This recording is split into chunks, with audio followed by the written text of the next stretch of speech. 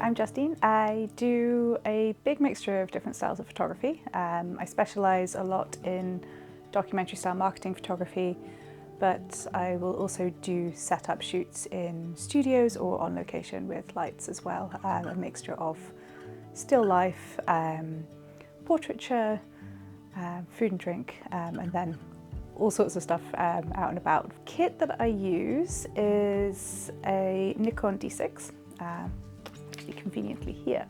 And then I use a mixture of lenses. So for food and drink especially, I tend to use the 60mm macro lens quite a lot. That allows me to get really close up detailed shots, which is really nice. And it's also quite a kind of flat lens in that it doesn't distort things too much as well, which can be really helpful for food and drink.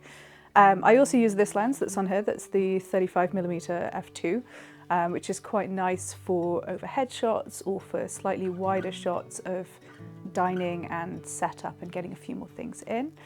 And then I also use the 85 f1.8, which is a really gorgeous lens for shots slightly further from a distance, but it gives it quite a kind of painterly look as well, especially with like a nice depth of field. And that can be really lovely for like over the shoulder photos of people or just picking out details within a scene. My style of food photography varies a little bit depending on clients, but I do quite a lot that has a bit of a lived-in feel. So that might be shooting in the restaurant setting that a client has. So say they maybe setting something up on a table using natural light. I'd say most of my food and drink photography is done with natural light or natural looking light, kind of mimicking natural light. Drinks wise, I do some stuff that's a little bit more kind of stylistically done, I guess. So things that have got a bit more of a look to them. So if you're shooting drinks, and I think especially cocktails, I have 3 top tips for you. And one of these is to look at your glassware. Really, really good glassware really makes an image. Just thinking about the glass and not having maybe the same kind of wine glass that you get at a pub can really just make your drinks look that bit more special. So that's tip 1. So tip 2 is to look at lighting from the side or from slightly behind. This will give you more of the color of the drink and also some really nice highlights down the sides of the glass, and it just helps bring the drink out from the background to help it pop. And lastly, it's a funny one, but it's definitely more related to drinks than it is to necessarily what you think is technical photography. But look at the wash line of your drink. So the wash line is where the line is on the glass. Bartenders will have it just a little bit from the top. Like, you don't want to overfill your drink, and you also don't want your wash line like really, really low down. So especially if you're using something like ice that's going to melt, you might have to constantly keep adjusting your wash line or keep making your drink so that it looks fresh and as it would come from like a top bartender. I'm going to start moving things around and making a setup. I don't have anything that's probably that unusual in my flat in terms of kit. I mean, I don't really have anything professional. I have a giant cardboard box here that is full of fabric scraps that I bought a while ago for a project. So that's a great base. So we're going to use that. And we're going to use the area in front of the window for this one with the black mount board as the background, because that will give us a bit of contrast on the drink, but then these window lights, well, just windows, are really good for giving you that little bit of side and backlight on the drink glasses. Or at least that's the theory. We're going to test it out. So everything's quite precariously balanced, but to be honest, most of my setups are quite precariously balanced. You will find if you're shooting drinks and you're precariously balancing things, then they might tip over sometimes. I have had a habit of that happening on maybe a velvet sofa once.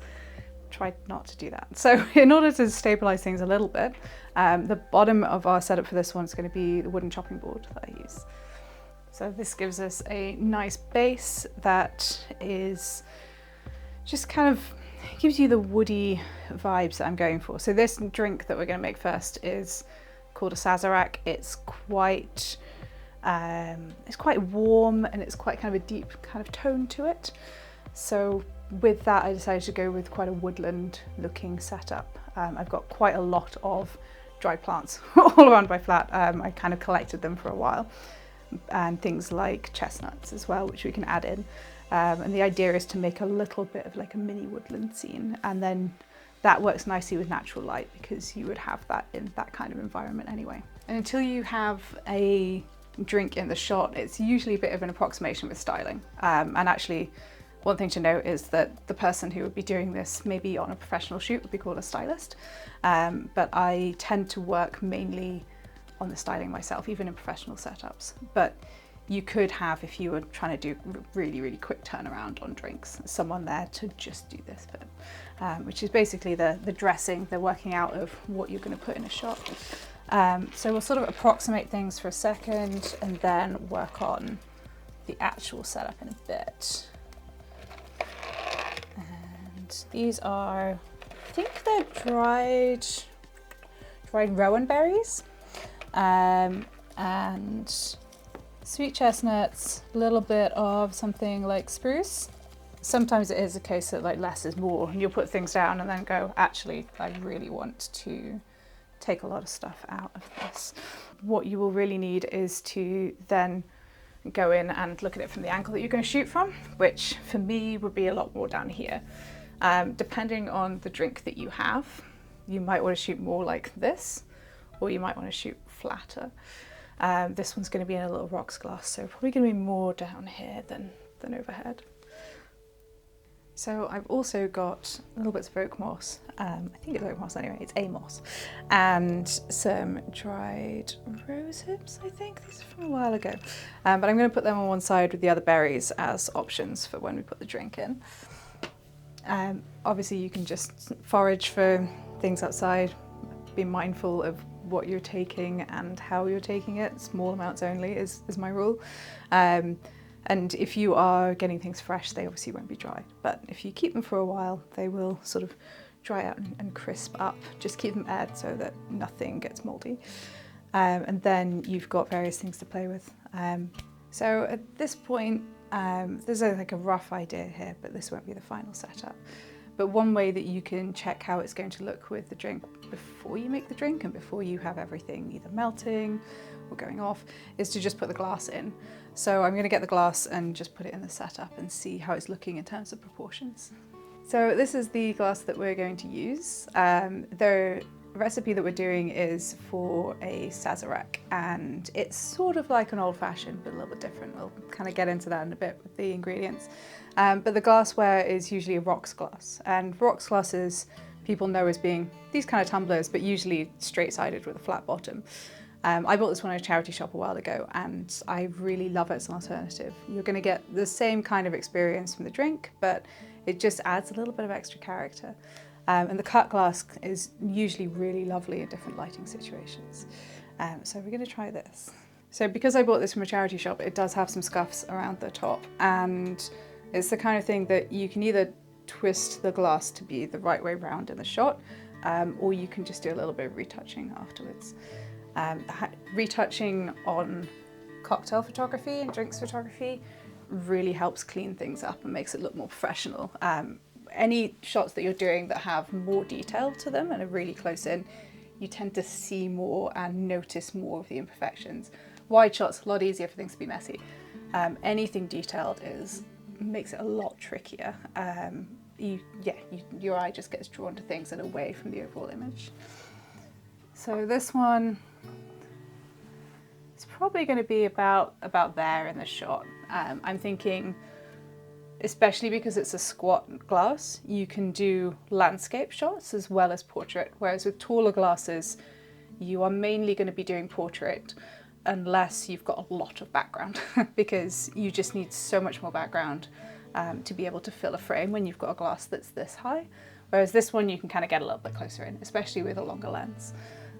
So I think, yeah, about there would be kind of cute. And then we're going to look at adding in the extra things once we made the cocktail. So with the lighting for this shot, at the moment we've got a few lights on here so that I'm not totally in shadow while we're talking, but I will probably turn off all of the indoor lights and just use these bay windows. And the great thing about having these bay windows, including with the shutters, is that you can then modify your light. So at the moment, the black background that we've put here is blocking most of the light from behind. You're getting more light from the sides, which is what we want to get that definition on the glass. But to exaggerate that even further, we can close the middle blind. So I'm actually just gonna try that and see what happens. So that immediately cuts down on some of the haze that we would have had from behind. Any light that's coming directly into camera can give you a bit more haze and less contrast. So that cuts down on that, exaggerates the side light a bit more, just makes everything pop a little bit extra. So I think I quite like that as an initial setup. And then we'll look at whether we need to add in any other light when we finish putting the drink in and the extra props. So we're going to make a Sazerac, and a Sazerac is a very short drink, originated in New Orleans, and people make it with a mixture of, or one or the other, of cognac and rye whiskey. So we are going to do a blend of the cognac and the rye whiskey. The first thing we're going to do with this one is to rinse the glass with, it's kind of like an absinthe, so you would use an absinthe in this one. So we're going to start with that. There are some recipes that include it, like keep it in, but I'm just going to put a tiny bit in, which is actually, it says about 3 dashes in the recipe, 3 dashes, which is not that much. So you just rinse that around, just kind of coat it. And that just gives you a tiny hint of that herbal notes into the cocktail without it being fully done. And then to make the actual drink itself, it's stirred with ice in this recipe. There are some shaken options as well. So we're just going to add some ice into here. With all drinks, the more ice that you add in, and the bigger the pieces of ice, the slower it will melt. So depends on how dilute you want things sometimes, but it's quite good if you're actually shooting cocktails to make sure that you have a lot of ice in your drink when you're shooting it if you want it to melt slower. But similar to the stirring here, we don't want everything too dilute, so we're not putting in like a couple of ice cubes. Like you really want to fill whichever vessel you're using with a lot of ice. And the first thing we're going to use is cognac. We're using Hennessy, but you can use something like Remy Martin as well. This is a cocktail jigger that's got 35 mils on this side, 15 on this. We need 45, so we're going to fill the first bit and guesstimate the second.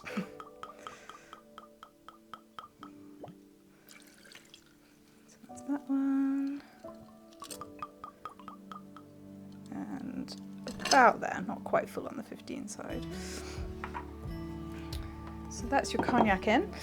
Then the rye whiskey is going to be 15 mils of rye, so just the small side of the cocktail jigger. We're using extra rocks.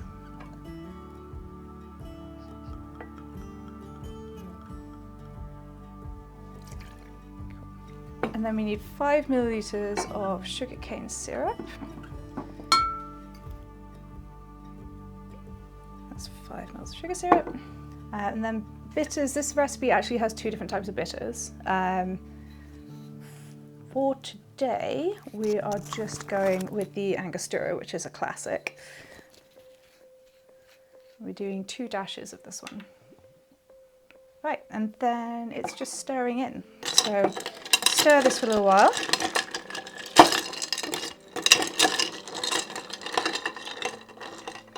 Cool. And you just want to stir that long enough for it to dilute slightly, but not for too long that you end up with a really diluted drink. And then you can strain it into your glass. And you do want to make sure that you don't have too much ice in here. So I've got a tiny bit of ice. I'm just going to pick that out. So the Sazerac is a perfectly clear drink like this one. And you don't have any ice in it. So that is the drink. The garnish is a little bit of lemon. I need to try and get some of this white off if you're doing it bartender level. Let's have a look. This is not the best knife. All right, that is somewhat better. We're going to try and keep it that way up. Not focus on it too much in the glass. And that's your drink, ready to drink and also to shoot. So we're going to bring this over. It's got a tiny bit of the rinse left at the top of the glass, which you might just have to avoid when shooting. Though I might just, yeah. And there's a little bit of a drip on the outside because I haven't poured this very cleanly. The other thing to do is I'm trying to keep my fingers away from the sides of here because I quite like where the cold frosts the glass a bit, but if you put fingerprints on it, it kind of ruins that lovely frosty look to it. So try and keep them at the bottom or at the top of the glass. So bringing the drink into the frame, it's a little cloudy around the top at the moment because I decided to put it in the fridge while we were resetting for something. So at the moment, because of the temperature difference between the bottom and the top, it will actually uncloud at the top as soon as it gets a little bit warmer up there, faster than at the bottom. So we're going to put it in the frame to have a look at what things look like while that's happening. So yeah, and you're sort of picking the nicest bit of the glass, but also like I'm trying to avoid the scratches. I'm going to have to retouch maybe a little bit here. But I think somewhere around there is kind of where I want it. So I already know that this isn't what I want my final frame to look like. However, what we're going to do is have a look at this shot and then modify.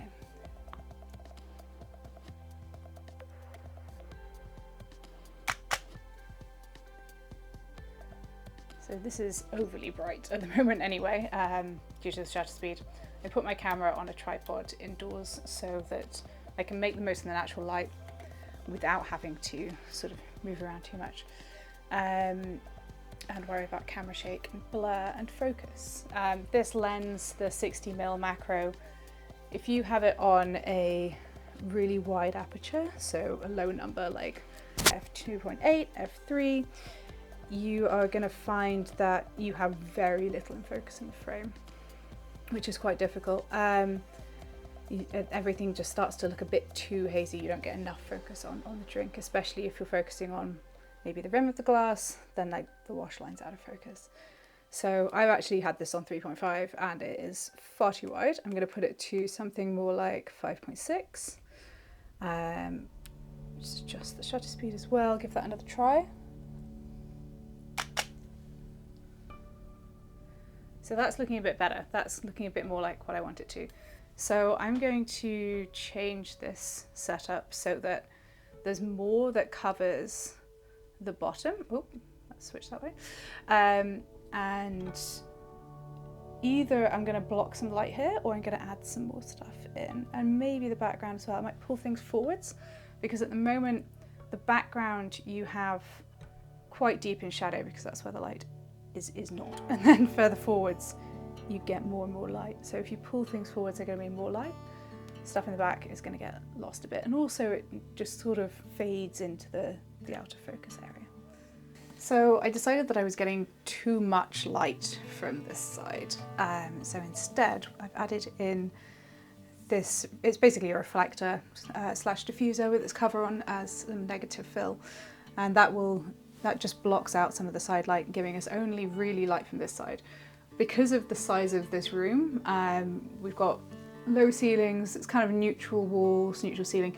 You do get some bounce of whatever light you have in here. So depending on what size room you're shooting in, it's always worth taking that into account. If you're in a smaller room, you're going to get more bounce from anything that's going on. Bigger room, less bounce. I've left that blind open though, because it will give me a bit of extra light over the top. We can turn it off if we need to, but turn it off, it's not a light. Put it down if we need to. But at the moment, it works quite nicely in this setup. I'm just getting more shadow on here and more light on that side. So I've been adding in a few extra bits. I also realized that this little bit of spruce was sort of hidden behind some of the sweet chestnuts. And I wanted a bit of height on the left-hand side, so I've added in a rock underneath as well. Height can really help things not look too like you just plonked everything. The tricky thing is to get height in the frame that also fits with the theme. So for example, because I want this to be woodland themed, I don't necessarily want to be putting, I don't know, like a jam jar lid under there or something. I definitely want it to be natural, and the rock fits with that. So I think I might have a look at what this is looking like when I take a frame. And if it's looking sort of good enough for now, then I'll probably leave it, but it is something that you can continue building on at home. So, do this. So I quite like the way that this is looking. It's not fully immersive at the moment. I already know roughly how I'm going to do a little bit of my editing as well.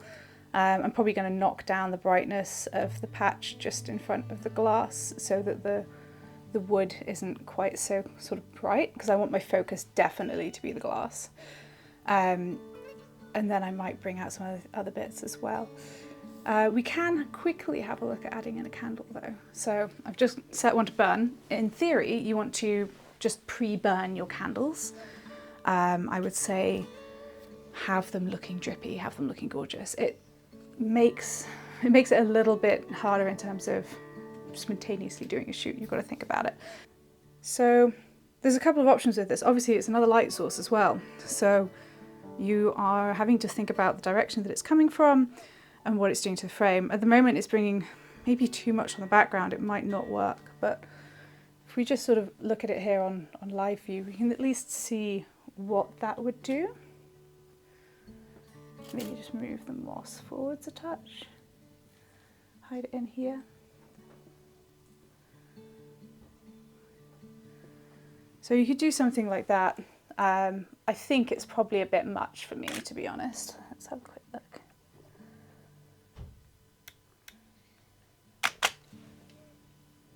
Cool. Yeah, to me it's adding like too much light on the background. It's also, in terms of exposure difference with daylight, it is a lot brighter than daylight right now. So it means that you've really overexposed in comparison to what the glass was. Sometimes you can play with that. I can try putting the exposure up and see if that works. Just give it something from the side. Maybe another couple of clicks. So yeah, I mean, that sort of works if you want that vibe instead. It definitely gives you a bit more of a play on the highlights of the berries, just something a little bit different there. Okay, I think we're done for that one. And I think we'll probably try one more drink in a second with something completely different. Far fewer props, because it is amazing how much time the styling takes. And the next one we'll just try and play with the lighting a bit more. So because it's winter, we've lost the daylight. It's gone dark outside. We're going to experiment with some lovely artificial light instead and cocktails that suit that. So we're looking more at things that are party cocktails, go with artificial light, have things a bit more bright and poppy. And then we've got a champagne cocktail as well. We're actually going to use a Cremant, which is a similar style of sparkling wine. And then that's a very simple one to make because it's basically just the sparkling wine, sugar cubes, some bitters and a little bit of cognac. And they both have a slightly different colour to them and two different shaped glasses, so we can play around with that and see what it looks like. I'm going to start with the Aviation, and I've pre-filled a shaker with ice. I think technically you meant to put the ice in after you put the alcohol, but it won't matter. And then we are going to have gin first, and just do, it's sort of roughly this side of the cocktail jigger and roughly the other side. Around that amount.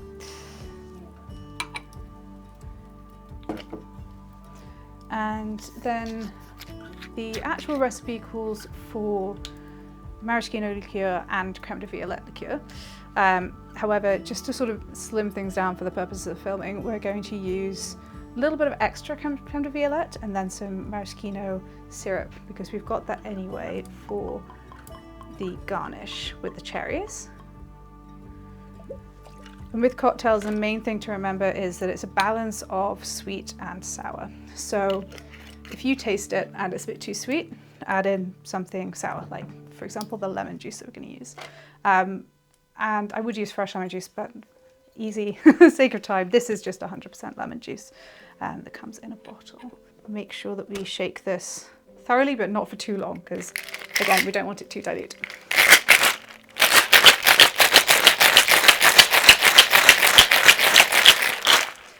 And you keep an eye on the wash line. I would say that is about perfect for where you want your drink to be.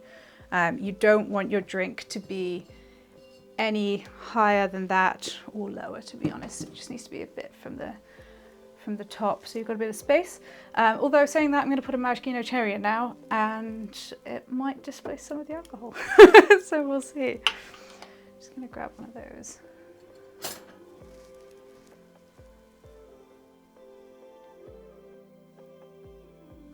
There. Right, so this one's going to get soaked in bitters. I'm just going to bring up my recipe again and work out how much. Let's have a quick look, because ideally you want to be soaking it in bitters before you put it in the glass. If you do it afterwards, and it doesn't matter too much, but you might just end up splashing bitters above where the wash line's going to be, and then that looks kind of messy. So you just want to get that done first. 2, 3. I'm going to do an extra one because the first one wasn't quite right. This goes everywhere. It's not particularly precise. There we go. Okay, and that adds aroma. It goes in there. And then we're going to do 30 mils of cognac.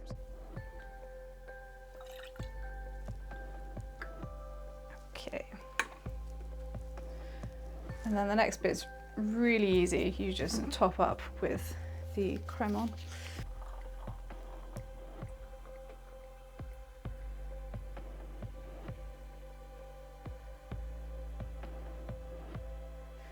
And I'm actually going to stop that there for a second, not because that's where I want my wash line to be, but because I can let that start fizzing and then add a bit more once I've got my setup right. So we've moved our drinks over to a new setup, which is in the same place as the last one, but we've moved out all of the woodland bits, and instead we've got some shiny green fabric that is actually an upholstery fabric that I picked up secondhand in like a secondhand furniture shop, and a piece of brushed aluminium from an art supplies shop as well. And then in terms of our lighting, we've turned all the lights off in the room, which is why it looks very dark. Just a couple of lamps on so that I can see what I'm doing, but we're going to have the shutter speed and the ISO on settings whereby it's not picking up any of the ambient light. So I'm on 200 ISO. We'll play around with the shutter speed depending on what works with the flash, but you can go up a bit as long as you don't go over your flash sync speed. Which is usually somewhere around 125th of a second, 160th. Might be a bit wrong on that, but check your camera, it'll let you know.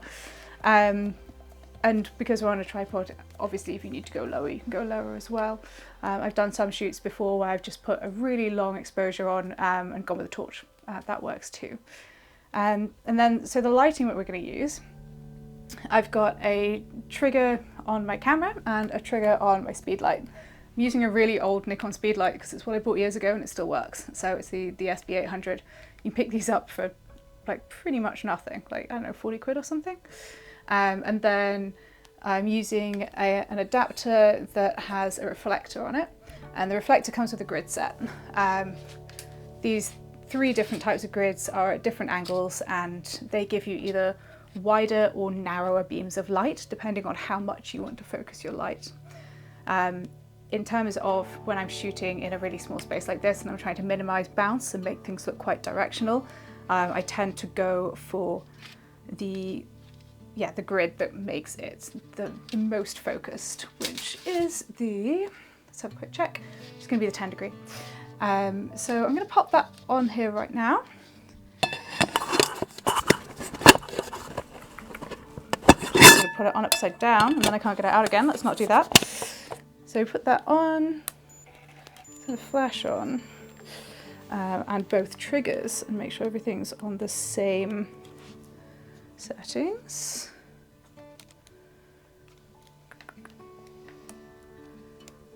There we go. And then going with one of the tips that I had earlier, or basically the same idea that I had for the first setup of going side on for the drinks. I'm going to mount this on a little floor stand, again super cheap to pick up online, and then that will give me a side on light rather than attaching my flash to the camera, which would really kind of blow things out. Can be quite fun for a bit of like an old school, I don't know, like point and shoot, a disposable camera flash look if you want to go for that. But you usually have to be really particular in the editing to make it have that style, otherwise it doesn't look great. Whereas side-on's a little easier to work with to make it look nice without doing a ton in the edit. So I've just topped up the champagne cocktail with a little bit of extra fizz. So at the moment it's still fizzing.